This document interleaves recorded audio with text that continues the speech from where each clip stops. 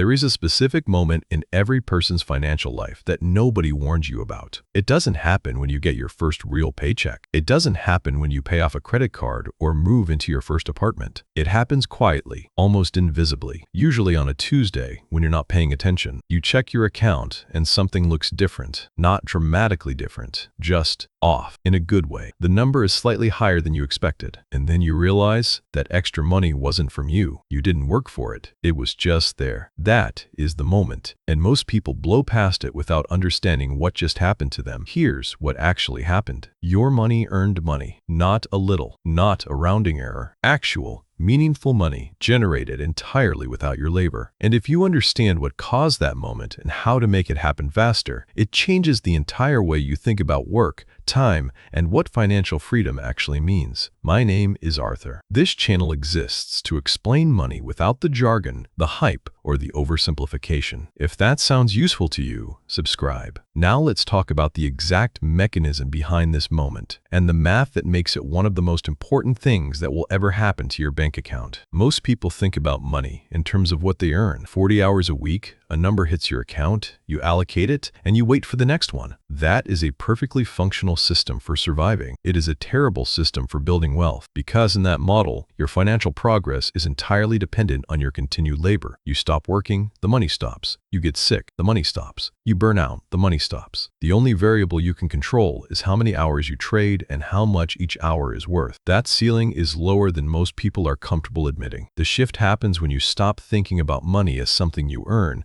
and start thinking about it as something that works. Money, invested correctly, does not need you to be awake. It does not take sick days. It does not have bad weeks. It compounds, and compounding is one of the few forces in personal finance that genuinely accelerates over time rather than plateauing. Here is the basic mechanic. You invest $10,000. It earns 8% in a year. You now have $10,800. The following year, that 8% applies not to your original $10,000, but to $10,800. You earn $864 instead of $800. The year after that, you earn $933, then $1,007, then $1,088. You didn't do anything differently. You didn't work harder. The number just keeps growing because the base it's growing from keeps growing. This is compounding, and over long enough periods, it becomes genuinely absurd. A 25-year-old who invests $5,000 per year starting today and earns an average annual return of 8% will have approximately $14 million by age 65. A 35-year-old who does the exact same thing will have approximately $611,000. Same contributions, same return, same discipline. A 10-year head start is worth $789,000. That is not a typo. That is compound interest doing what compound interest does. But here's the part most people skip over. The number that actually changes your relationship with money is not $1,000. It is not even $500,000. It is the number at which your investment returns begin to meaningfully contribute to your annual income, the point where your portfolio is generating enough that it starts to feel like a second job you never have to show up for. At an 8% average annual return, a $100,000 portfolio generates approximately $8,000 per year. That is $667 per month. Not enough to live on, but enough to cover a car payment, a utility bill, 3 months of groceries. Enough to feel real. Enough to change the psychological relationship you have with your paycheck, because you know that even if your paycheck stopped tomorrow, something would still be working. At $250,000, that same 8% generates roughly $20,000 per year, $1,667 per month, a real number, a number that starts to look like options. At $500,000, you are generating $40,000 per year from investments alone. In many parts of the country, that is a livable income, not a comfortable one, but livable. This is the progression, and the critical insight is that the early stages feel slow, almost pointlessly slow, because the base is small. Going from 0 to 10,000 feels like climbing a wall. Going from 10,000 to 20,000 feels only slightly better. But the math is working the entire time. You are building the base that will eventually make the growth feel automatic. There is a concept in physics called escape velocity, the speed an object needs to reach to break free from gravitational pull. Personal finance has its own version of this. Most people who have ever saved seriously will describe a point somewhere between 50,000 and 150,000, where the growth started to feel different, where the portfolio gains in a single good month exceeded what they were contributing, where the money started pulling itself forward rather than being pushed. According to a 2023 Vanguard study on investor behavior, the median American household with any retirement savings at all has approximately 87,000 invested. That number sounds decent until you realize that the median household with no retirement savings at all outnumbers those with savings by a significant margin. Most people never reach the point where compounding begins to feel real, not because the math doesn't work, but because they never accumulate enough base for the math to become visible. The people who do reach that point share one behavior more than any other: not a high income, not an exceptional investment strategy, not perfect market timing, consistency. Specifically, the habit of investing a fixed percentage of every paycheck before allocating anything else,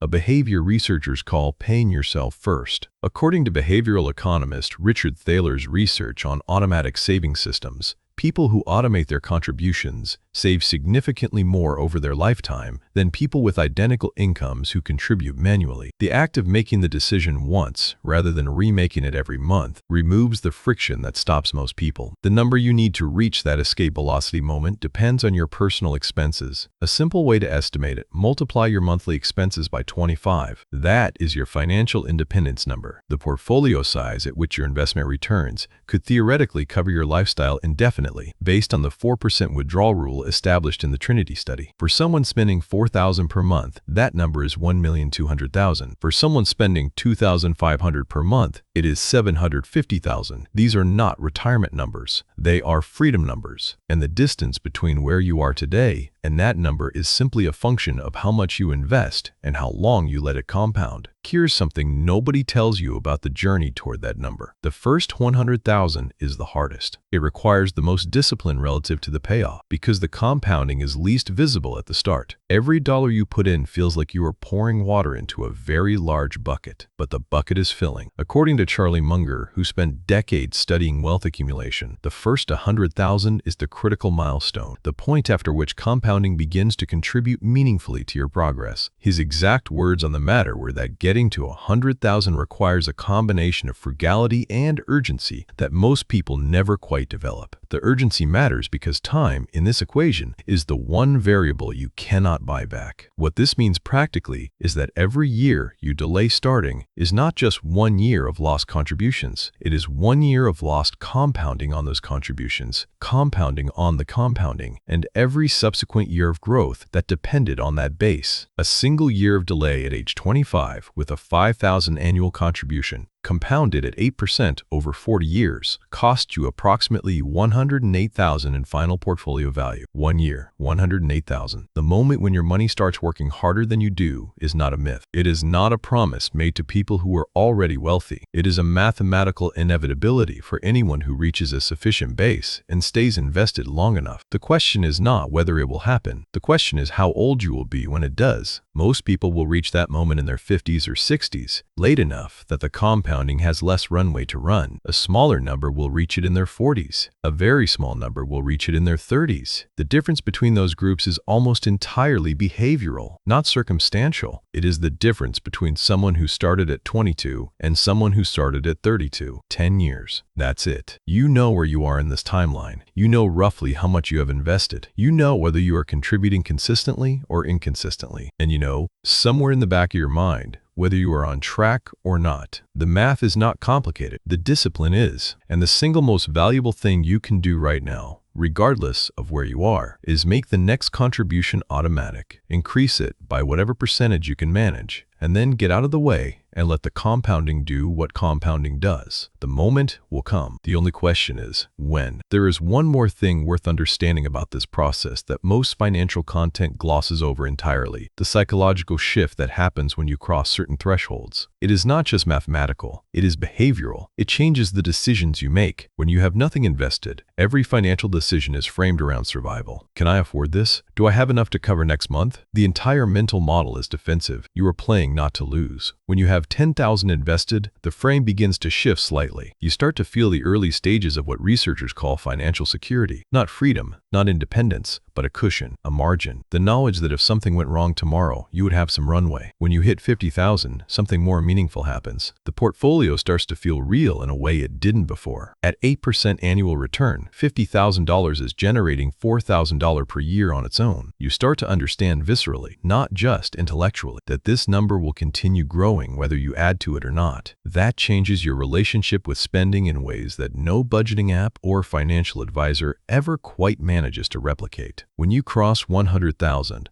the compounding becomes impossible to ignore. In a strong market year, your portfolio can gain 15,000 or 20,000 without you lifting a finger. That number exceeds what many people contribute in an entire year. The math has visibly shifted in your favor. This is the milestone Charlie Munger described as critical, not because 100,000 is enough to retire on, not because it represents financial freedom, but because it represents the point at which the machine starts to feel like it is running on its own. Understanding these psychological thresholds matters because motivation works differently at different stages of the journey. In the early stages, the returns are too small to feel meaningful, and the discipline required is highest. This is when most people give up, not because they cannot afford to invest, but because the feedback loop is too slow. Contributing $300 per month and watching your portfolio grow by $1,200 a year feels like the wrong scale. It feels like it will take forever. And the answer to that feeling is not more motivation. It is more understanding of what you are actually building. You are not building a savings account.